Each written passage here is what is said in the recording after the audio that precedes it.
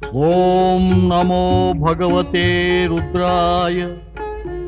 శివే భక్తి శివే భక్తి, భక్తిర్ శివే శివే, అన్యథా శరణం నాస్తి, త్వమేవ శరణం మమ. కార్తికేయుని ప్రణామం స్వీకరించండి మునివర్య. యశస్వీ భవ.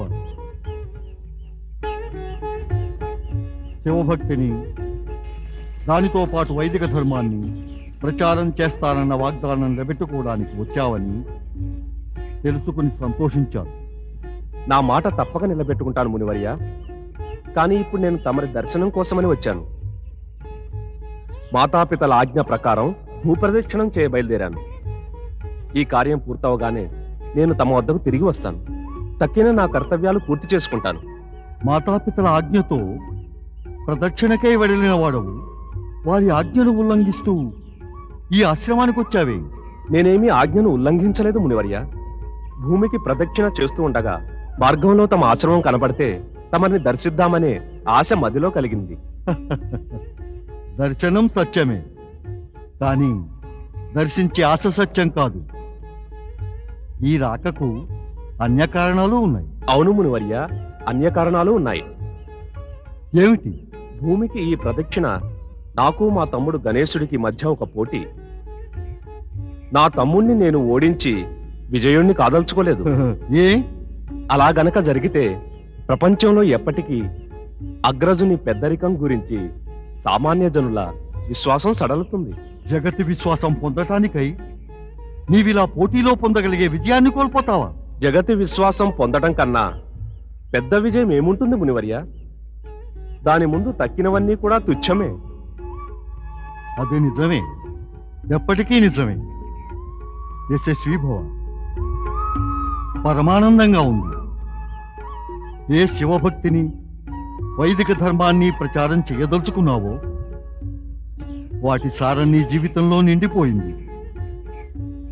నీ ఉద్యమంలో తప్పక సఫలత సాధిస్తావు కార్తికేయ. సెలవివ్వండి మునివర్య. గణేశుడు నాకై వేచి ఉంటాడేమో. ప్రణామం. గణేశయ్య, శాంతించండి, శాంతించండి. కార్తికేయుడు వచ్చేస్తాడు. వచ్చేస్తాడులే, కానీ ఇది ఉచితమేనా? అనుచితం ఏం జరిగింది? నేను తల్లిదండ్రులకు ప్రదక్షిణ చేసి భూప్రదక్షిణను తగ్గించేశాను. ఇది ఉచితమంటావా?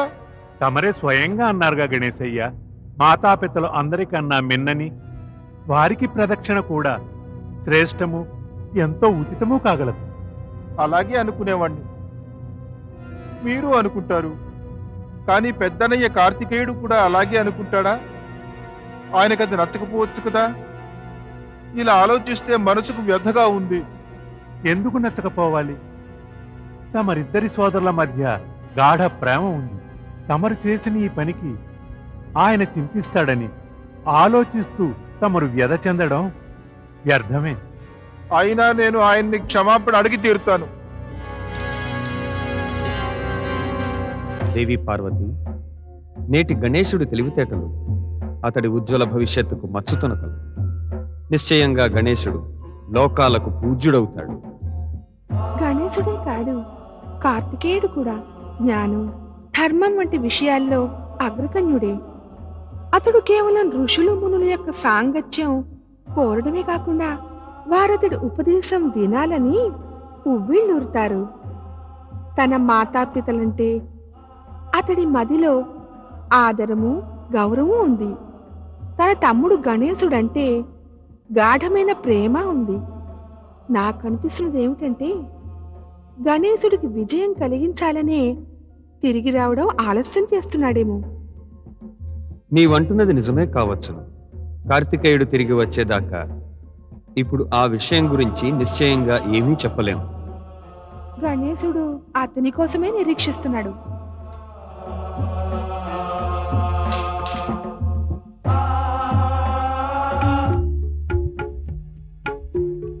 గణేశయ్య, అడు చూడు, కార్తికేయుడు వచ్చేసాడు.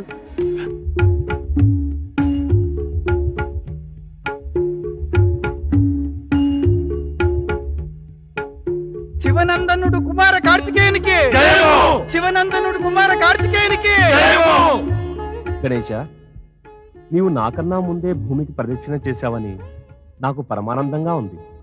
ఈ విజయానికి అభినందనలు. విజయం ఏమిటి, అభినందనలు ఎందుకు? నాకు సిగ్గుగా ఉంది, క్షమించగోరుతున్నాను. ఎందుకంటే మూషికమేమో.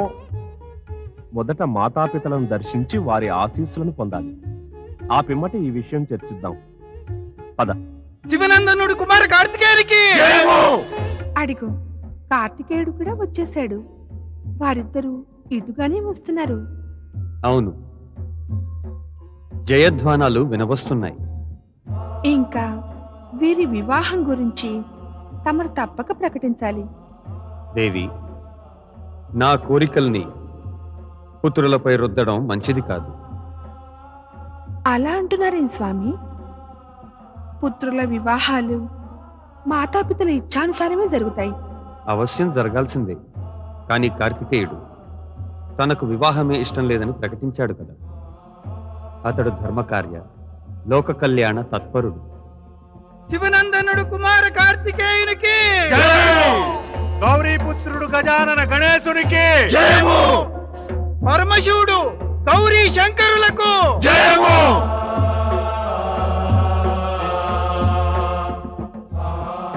మీరిరువురు భూప్రదక్షిణలో విజయులయ్యారు. గణేశుడు తన బుద్ధి కుశలతతో మాతాపితలకు ప్రదక్షిణ చేసి భూప్రదక్షిణ పుణ్యాన్ని పొందగలిగాడు. కార్తికేయుడేమో భూప్రదక్షిణ చేసి మాతాపితల ఆజ్ఞను పాటించాడు. ఓం నమః శివాయ. ఓం నమః శివాయ. రా నారద, నీవెప్పుడు సమాచారం తీసుకొస్తావు. నేడు సమాచారం వినివెళ్ళు. పరమేశ, ఏమిటా శుభ సమాచారం? కైలాసం నుంచి వెలువడబోతున్నట్టిది, మాకు వినిపించండి. గణేశుడు కార్తికేయుడు ఇద్దరు భూమికి ప్రదక్షిణ చేసి విజయులై తిరిగి వచ్చారు. నిస్సందేహంగా శుభ సమాచారమే. పోటీలో ఇద్దరూ విజయులవడం జగత్తికే శుభ సందేశం. శుభ సందేశం అంటావా నారదా? మాత, మామూలుగా పోటీల్లో ఈర్ష్య, అహంకారం, ద్వేషము చోటు చేసుకుంటాయి. కానీ ఈ పోటీ జగతిలో తప్పక నిలిచిపోతుంది. స్కందకుమార కార్తికేయుడు మందగతిలో తన వాహనం మయూరమెక్కి వెళ్ళాడు గణేశుడు విజయుడవ్వాలని. గణేశుడేమో విజయం లాభించాలని కోరక మాతాపితల ఆజ్ఞను నిర్వర్తించడం కోసం మాత్రమే మాతాపితలకు ప్రదక్షిణ చేశాడు. మాత, ఈ ఆదర్శ స్పర్ధ ప్రపంచానికి ఒక శుభ సందేశాన్ని ఇస్తోంది. పోటీ గనక సద్భావనతో జరిగితే ఇరుపక్షాలు సంతుష్టులు, విజయవంతులు కాగలరు. నారద, నీవు సమాచారాన్ని శుభ సందేశం చేసేశావు. నారాయణ నారాయణ. చెయ్యడము మానడము అనేవి నారదుడెలా చేయగలడు పరమేశ్వర? ఇదంతా తమరి లీలయే. సాత్విక గుణ సంపన్నులైన తమరి ఇద్దరి పుత్రులు తప్పక అభినందనీయులే. కానీ వారి మాతాపితలైన మీరు కూడా అభినందనీయులే. నీ అభినందనలు ఇప్పుడే చెప్పేయకు నారదా. మేము త్వరలోనే ఇద్దరి వివాహము చేదలిచాం. అప్పుడు చెప్పు నీ అభినందనలు. నేను వీరిద్దరికీ కన్యలను చూసేశాను. పరమేశుని ఇచ్ఛానుసారం విశ్వరూప మహారాజుకు తమ సందేశాన్ని అందజేశాను. ఆయన తన పుత్రికలతో సహా ఈ విషయం విన్నవించడానికి ఇక్కడికి వచ్చారు కూడా. మాత, పరమేశ, తమరికి ఆలస్యం చేయరాదు. నేను శీఘ్రమే తమరి నిర్ణయం గురించి ఆయనకు చెబుతాను. వద్దు దేవర్షి, వద్దు. అది అసంభవం. అసంభవమా? నారాయణ నారాయణ. కైలాసపు పుణ్యధరిత్రిపై శక్తి రూపిణి పార్వతీమాతకు, ముల్లోకాల అధిపతి భక్తవత్సలుడు పరమేశ్వరుని గుణసంపన్న పుత్రుడు కుమార కార్తికేయునికి అసంభవమేమిటి? ఈ సత్యం శక్తిని, సామర్థ్యాన్ని పరిచయం చేస్తుంది దేవర్షి. కానీ వివాహ విషయం ఎంతో భిన్నమైనది. వివాహం చేసుకోరాదనే నిర్ణయం నేను ఇంతకు ముందే స్పష్టం చేశాను. ఈ విషయంలో మరి నన్ను బలవంతం చేయకపోవడం నాకు మంచిది. ఇక నన్ను దక్షిణ క్షేత్రం వెళ్లేందుకు అనుమతించండి. అప్పుడు నేను అగస్త్యమునికిచ్చిన మాటను నిలబెట్టుకోగలుగుతాను. పెద్దన్నయ్య కార్తికేయ, తమరు వివాహం చేసుకోకపోతే నేను కూడా ఆజన్మ బ్రహ్మచారిగా ఉంటాను. నీవెందుకు వివాహం మానివేయడం? తమరు నేను అడిగేది అదే. నేను ఎన్నో మార్లు స్పష్టం చేశాను. నేను ధర్మాన్ని, శివభక్తిని ప్రచారం చేసే పని పూర్తి చేయాలి. నా జీవితపు ఉద్దేశము, మార్గము వేరు. వివాహం వాటికి అడ్డొస్తుంది. కానీ నీకు అటువంటిదేమీ లేదు కదా. నీవిక వివాహం చేసుకోవలసిందే. గణేశ, మనం కార్తికేయుణ్ణి వివాహానికి బలవంత పెట్టలేము. స్థితి స్పష్టమే. ఇక నీవు వివాహం చేసుకుతీరా. మేము విశ్వరూపునికి మాట ఇచ్చేశాం. ఇక బుద్ధి సిద్ధిల వివాహం గణేశుడితోటే చెయ్యాలి. నారదా, నీవు విశ్వరూపుని వద్దకు వెళ్ళి ఆయనకు తెలియజేయి. వివాహానికి సన్నాహాలు ఆరంభించమని. కార్తికేయ, నీవు గణేశుడి వివాహం అయ్యాకనే దక్షిణానికి వెళ్ళగలవు. తమరి ఆజ్ఞ మాత. నేను గణేశుడి వివాహం అయ్యాకనే దక్షిణానికి వెళ్తాను.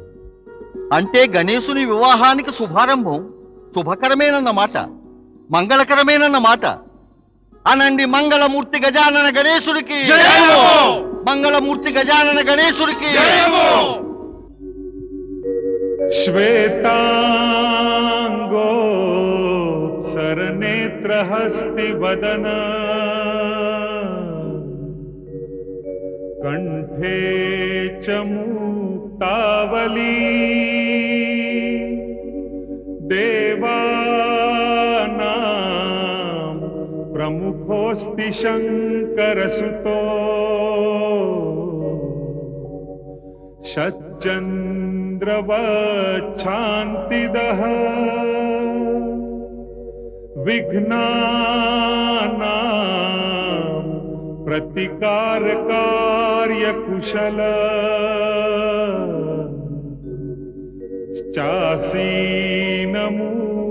శాసనో సోయాత గణనాథ భార్య యమనే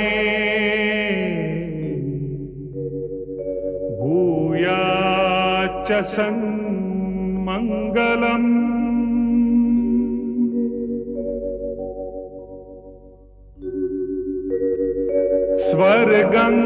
స్వర్గంగా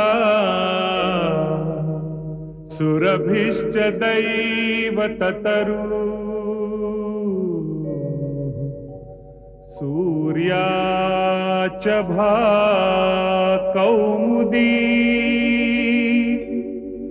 సిద్ధిం పుణ్య వివాహ కార్యపరకా దృష్ట్వా చ సమ్మోహితాః తద్వద్ బుద్ధి వివాహ కార్యకరణే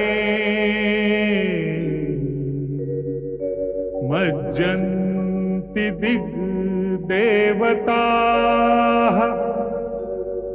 ఇత్థం సిద్ధి సుబుద్ధిదంతి యమనే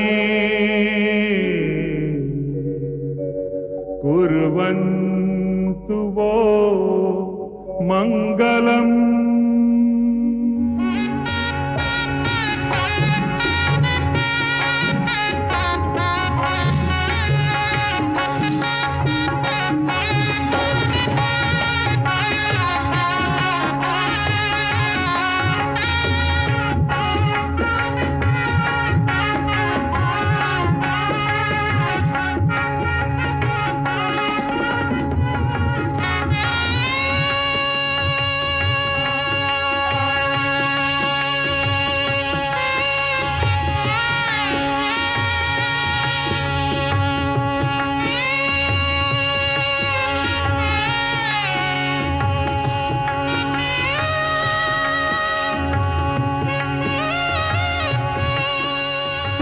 నారాయణ నారాయణ. వచ్చిన భక్తులారా, జాగ్రత్తగా వింటే మీకే లాభం.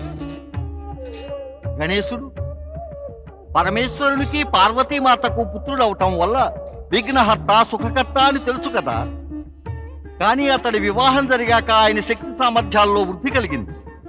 ఎందుకంటే అతడితో పాటు ఉన్నారు బుద్ధి సిద్ధి.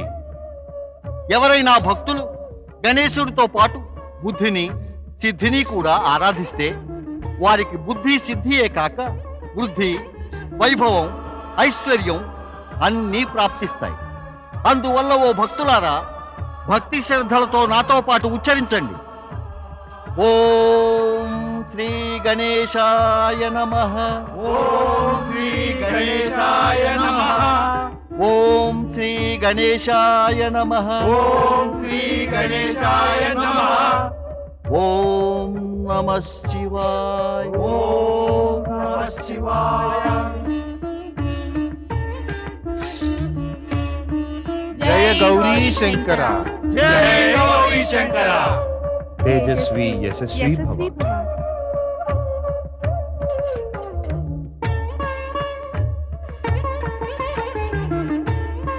మీ ముగ్గురికి నా శుభాశీస్సులు.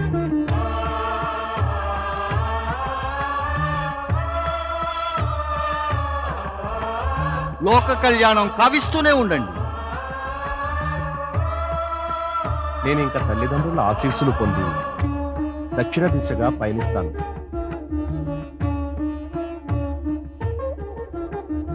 మాతాశ్రీ, పితాశ్రీ, తమరి ఆజ్ఞ ఆశీర్వాదము కోరుతున్నాను.